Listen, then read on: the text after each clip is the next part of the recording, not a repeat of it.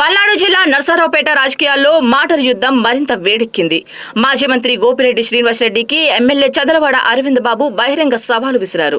గత ప్రభుత్వ హయాంలో జరిగిన అభివృద్ధి, ప్రస్తుత కూటమి ప్రభుత్వం చేపట్టిన పనులపై ప్రజల ముందే చర్చకు రావాలని ఆయన ఆహ్వానించారు. నర్సరావుపేట అభివృద్ధిపై ఎక్కడైనా ఎప్పుడైనా చర్చించేందుకు సిద్ధమని ప్రకటించిన ఎమ్మెల్యే కోటప్పకొండ వేదికగా బహిరంగ చర్చకు రావాలని గోపిరెడ్డికి సవాలు చేశారు. ఈ సందర్భంగా గోపిరెడ్డి చేస్తున్న విమర్శలను ఖండిస్తూ ప్రజలకు వాస్తవాలు తెలియజేయాల్సిన అవసరం ఉందని ఎమ్మెల్యే పేర్కొన్నారు.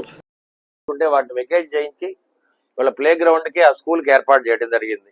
ఆ స్కూల్లో దాదాపు పిల్లలు ఇవాళ 360 మంది పిల్లలు ఉన్నారు.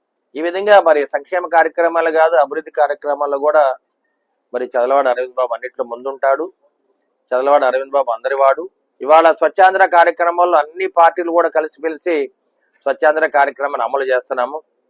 దీంట్లో జనసేన, బీజేపీ, టీడీపీ కాదు, సిపిఐ, సిపిఎం, అదేవిధంగా ప్రజాసంఘ నాయకులందరూ కూడా ఈ కార్యక్రమాల్లో పాల్గొని, ముఖ్యంగా మరి జర్నలిస్టులు కూడా ఈ కార్యక్రమాల్లో పాల్గొని మన రాష్ట్రాన్ని అభివృద్ధి చేసుకుందాము, మన నర్సాపేట అసెంబ్లీని అభివృద్ధి చేసి ముందుకు తీసుకెళ్దామని ఆలోచనతో అందరూ కూడా కష్టపడి పనిచేస్తా ఉన్నారు.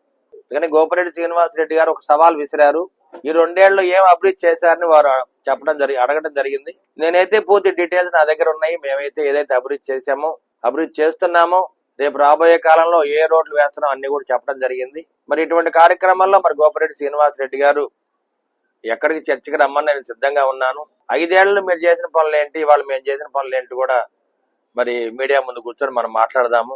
మీకు అభ్యంతరం లేకపోతే కోటప్పకొండ దగ్గరే ఆ సోమవారం ముందే కూర్చొని మరి రేపైనా మనం సోమవారం దగ్గర కూర్చొని రేపు మధ్యాహ్నం 12కి మీడియా సోదరులు వస్తారు.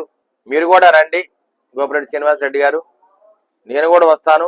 ఎందుకంటే మేము చేసే పనులు మేము ఎవిడెంట్ గా ఆధారాలతో సహా మీడియా వాళ్ళకి సమర్పిస్తా ఉన్నాం. కాబట్టి మీకు చిత్తశుద్ధి ఉంటే తప్పనిసరిగా రేపు మధ్యాహ్నం 12 గంటలకి మరి త్రికోటేశ్వర స్వామి దగ్గర కోటప్పకొండలో మరి చర్చిద్దాము.